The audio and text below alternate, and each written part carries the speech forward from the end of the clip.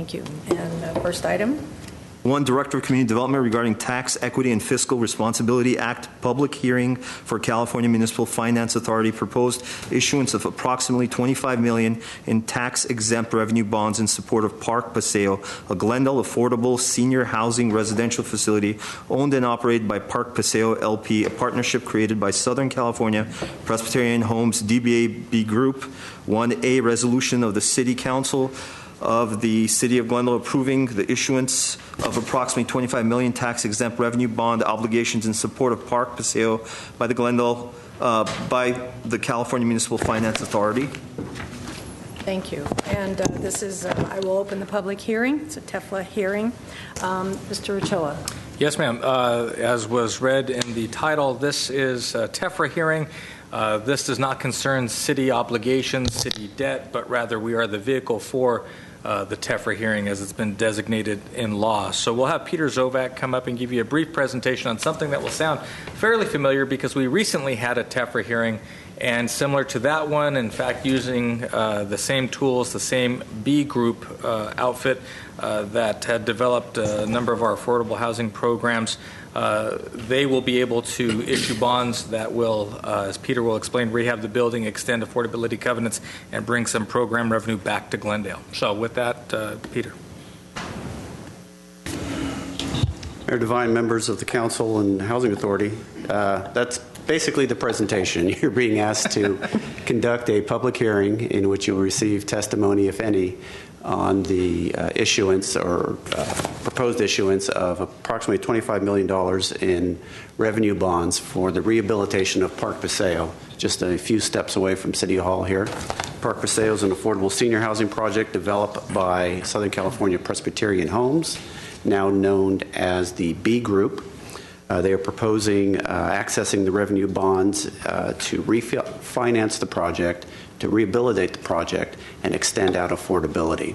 What they typically do is go through each unit, they update it, they modernize it. The project was built in 1984. It consists of 98 units of senior housing developed in partnership with HUD as a HUD 202 project. So each unit comes with project-based Section 8 rental assistance, which helps not only the tenants but helps the viability and financial viability of the project. As part of this issuance, as Mr. Choa had stated, the city has no obligation with regards to the revenue bonds and the repayment of those bonds. They come back from the operations of the project. Previously, this item was before you because there was a little quirk in the DDA that we had with Southern California Presbyterian Homes on this project with regards to a land write-down and a future repayment at a future refinancing. The City Council and the Housing Authority agreed to accept a $900,000 payment from Southern California Presbyterian Homes to allow this refinancing through the revenue bonds process to go through. That $900,000 will be paid at the time of the escrow financing is completed, and then it will go towards future affordable housing projects for the city. And that will allow then SCPH to go ahead and refinance their building, accept the revenue bonds, and then also deal with HUD on an extension of the affordability covenants.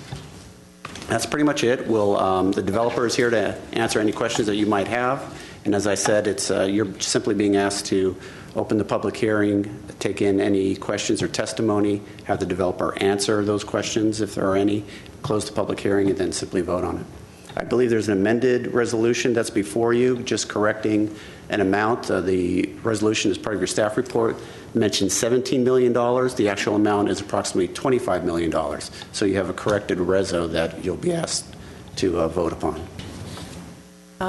Comments? Yes. Questions, Mr. Petty? What is the address of this property? The address is 123 South Isabel Street. And the one that we did last time, which one was that one? What, a few months ago? About a month ago, you approved a TEFRA hearing on Maple Park. No. There was another one. Same one. A few months ago. A few months ago, what I had mentioned in my presentation is that you took it, a deal point was brought before you on the Housing Authority's original land assistance on this project. Right, okay. I have a question. I think the biggest issue that these funds are going to be used for rehabilitation, and the biggest issue that the residents have over there is the water issue, the water filtration issue, drinking water issue. And I personally, it's just one of my goals to get this thing solved. I don't know what I can do as a council member, as a resident, or what have you. We have so many people that I know that live in these buildings. Also, I visit them very often, and the only problem they have right now is the water issue. They have to go to rafts and carry water by gallons. I wanted to know if there's a way to put a filtration system, one of those machines that the supermarkets have in front of the building or inside the building or outside. I'd like to get this issue solved. If that can be part of this project or rehabilitation program, if we have any, I don't know what our rights are. I'm just asking the question as to maybe if the developer is here, we can maybe ask them to please, because there's hundreds of people living there. There are elderly people. They can't carry gallons of waters every day. So something has to be done. Perhaps we can ask the developer, the B Group Right. representatives, if that's part of the rehab that you're planning on doing. Yes, and then I will like to say that though we've talked about this at a staff level before, not with this particular member of B Group. So I don't know, this might come as a surprise to him or how much aware he is of the issue. So I'll just repeat it as he comes up. I'll repeat what the issue is. Right. It's some residents in the building are concerned about the taste of the water that they have and are interested in whether or not there's a common area water filtration system that could be installed in the project that they'll be able to utilize as opposed to going down the street to a store. I and think that would purchasing solve water the that way. problem for them. Okay.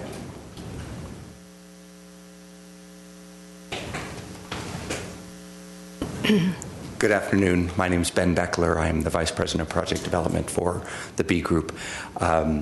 I would first say, yes, there's a way to resolve the problem. Second, I'm not an operations person. We handle the financing and development. I think there's a solution that we can work towards. One of the things that I know operationally we don't like to see is residents modifying plumbing inside the building because it leads to leaks, it leads to damage and displacement of residents. So I know operations take a very hard stand on that type of decentralized filtration system. We will be looking at that as part of the project, being able to potentially locate a space where we could do something for the residents. But it's not in the scope of the work now, but I hear you loud and clear, and we'll take that forward and see if we can get a resolution to make everybody happy. No, I understand. I think many of the residents said that their water filtration systems leaked and they caused problems, and I understand that. But I think if you have a centralized one in the lobby or even outside the building, which I understand the liability issue as well. Floors get wet and people slip and fall, but something has to be done. And this is a huge issue, and I get a call, I don't know, maybe 5 or 6 calls a week on this issue. And I don't know personally what I can do, but I'm pushing right now because I have you in front of me. Yeah. And I really would appreciate it if there's anything I can do or we can do. I need to be involved, and if there's anything we can do, we will help you out to solve this issue. We hear you loud and clear. I'll take this back to operations. I know that they're aware of it. I think there's a way to come to a resolution that will make people happy.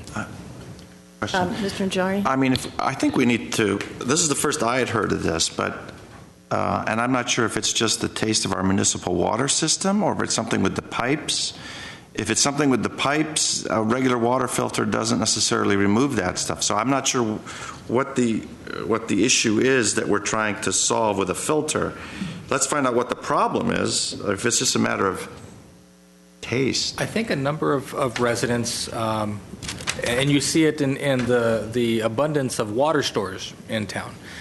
Folks like to have filtered water, not necessarily water from the tap.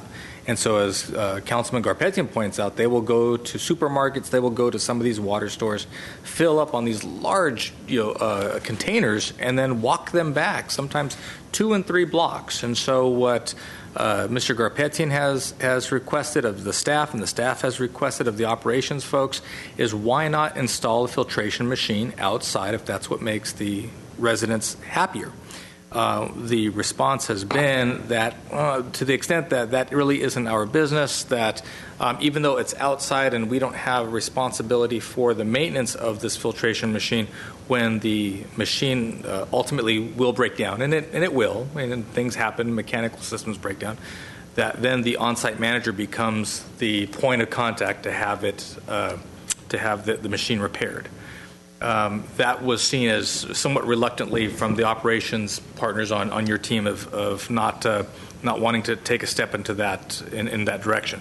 Thus, the solution that was offered was, let us arrange to have water service to all of these units, Sparklets, Arrowhead, whatever the case might be. I think part of the frustration that you heard from Mr. Garpetian was that the buying power of a large developer or somebody, an outfit that's responsible for a large number of units in town, should hopefully achieve a higher economy of scale for folks looking to have this degree of service. And what was presented back was basically the same type of unnegotiated offer sheet that a singular type of residential customer would receive. And so I think to where Mr. Garpetian's going, and certainly I don't want to put words in his mouth, to the extent that there is a way to negotiate earnestly to provide the best price, because it is an additional price for a lot of these residents who are low income, the opportunity to buy that filtered water that they so desire so that they don't have to lug it several blocks away. And I think that is what would get a great deal of progress on this particular matter. I think that's what we're looking for. Is that fair, sir? Yeah, thank you. Any other questions? What happens to the tenants while you're doing this? Is everyone going to stay in place? The tenants, I don't know how many of you had the opportunity to visit Casa de la Paloma, which is the sister project to Park Paseo, 167 units. It was the first project that we did about 5 years ago. Went through the same process of upgrading all the systems and setting up this project for another year, 55 years of affordability. Residents remain in place. What we find, and really this program is designed to address large-scale capital reinvestment in systems that HUD would never fund. Upgrading elevators, changing heating and air conditioning systems, energy savings, windows and door retrofits. So these things happen largely outside of the units. The units are maintained by the staff through their operating budgets. So they do stay in place. We're working with contractors that do this on a regular basis. This will be our sixth project to do. And so we found that everybody's interested. And it's a little bit of a juggling act, but we've managed it very successfully today. I'm very familiar with the gardens, and I know that everyone's very happy there, and it's a very well-run facility. So thank you. Thank you. Mm-hmm. And this will not change their rents at all? I mean, there must be some sort of in no way. Law. Okay. Thank you. The Section 8 stays in place. It remains just exactly as it is today. Great. Okay. Thank you so much. Thank you. All right. Any other anyone else? Do we have any cards? No? No cards. Okay, then I'll close the public hearing. I'll move the item. I'll second it. As revised. As revised. With the resolution. And okay. No, move it for, well, I can't move it for the Housing Authority. I guess we have to do it to the Housing Authority too. So you're moving the item, the resolution? No, I seconded Mr. Garpetian. Okay. It's a council Roll call, resolution. please. It's a council resolution? Okay, there you have it. Okay. Roll call, please. Councilmember Friedman? Garpetian? Yes. Najarian? Yes. Sinanian? Yes. Mayor Devine? Yes. For the Housing Authority? Any other items? Well, No there's other no need for items? that. Adjournment? For the, pardon? So moved. The Housing Authority? Yes. Second? Okay. And, thank you. And adjournment for the council? Well, that was council because I Oh, moved I'm it. sorry. So. Okay. Housing Authority. Sorry. It's Authority Member Devine? Yes. Friedman? Garpetian? Yes. Kelly? Yes. Najarian? I think we're just adjourning. We're just adjourning. We're just adjourning. You're adjourning. Adjourning. Yes. We have to adjourn housing and the council. think So we're both are adjourned? We're both adjourned.